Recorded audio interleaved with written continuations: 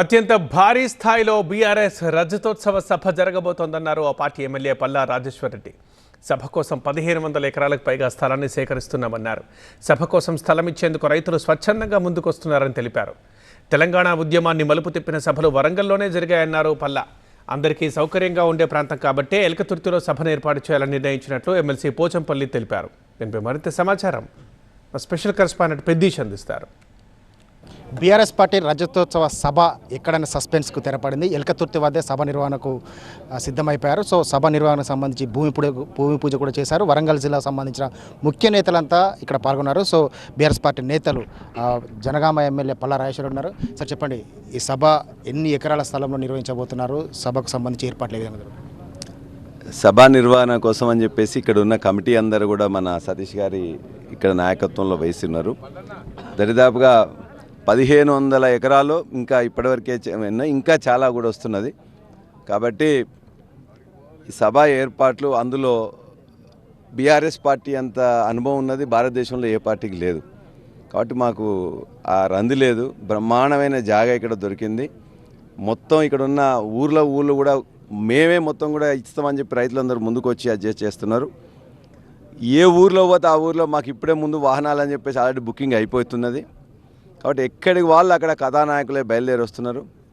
భారతదేశ చరిత్రలో అత్యంత అద్భుతమైన సభ జరిగింది వరంగల్లో. తెలంగాణ రావడానికి ఆనాడు నాందిగా ఉన్నది. ఇవాళ తెలంగాణలో మరలా మార్పు రావడానికి, తెలంగాణను తెరలు చేస్తున్న వాళ్ళందరినీ నక్కల్ని గుంట నక్కల్ని అందరినీ తోరడానికి ఈ సభనే మళ్ళా నాంది ప్రస్తావన కాబోతున్నది. కాబట్టి సభ ఏర్పాట్లు, సభకు వచ్చే జనము, దాని గురించి మేము చెప్పడం అంటే మేము తక్కువ చేసుకున్నట్టు అవుతుంది. కాబట్టి బ్రహ్మాండమైన సభ జరగబోతున్నది.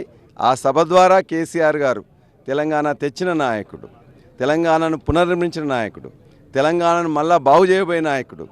ఆయన నాయకత్వంలో యావత్తు తెలంగాణ మొత్తం కూడా జాగృతం అవుతుంది, సమీకరణ అవుతుంది, అద్భుతం వల్ల మళ్ళా పోరాటం చేస్తుంది. మళ్ళా ఖచ్చితంగా తెలంగాణ తెరలు కాకుండా చూసుకుంటుంది. 3 జాతీయ రహదారులు, ఇటు వరంగల్ నుంచి జాతీయ కానీ, కరీంనగర్ నుంచి వచ్చే జాతీయ రహదారి కానీ, ఇటు సిద్దిపేట మీదకెళ్ళి వచ్చే జాతీయ రహదారి కానీ, అదేవిధంగా ఇటు జనగాం కానీ, ఇటు గన్పూర్ నుంచి వచ్చే వాళ్ళకి కానీ అందరికీ కూడా ఇది ఒక మధ్యలో సెంటర్ పాయింట్గా ఉంటుంది.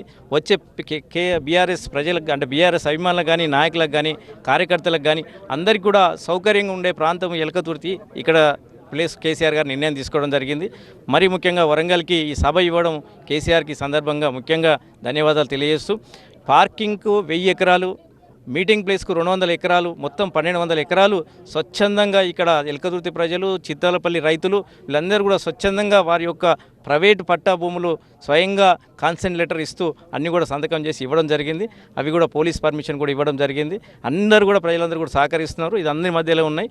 లక్షలాదిగా ప్రజలు తరలి వచ్చే అవకాశం ఉంది. కాబట్టి కావాల్సినంత స్థలం సేకరించి పెట్టినాం. ఎన్ని లక్షల మంది వచ్చినా అందరినీ కూడా ప్రాంగణంలోకి తీసుకొని అందరికీ ఎలాంటి ఇబ్బంది రాకుండా 10 లక్షల వాటర్ బాటిళ్ళు, 10 లక్షల బటర్ మిల్క్ ప్యాకెట్లు, మజ్జిగ ప్యాకెట్లు అన్నీ కూడా ఏర్పాటు చేయడం జరిగింది.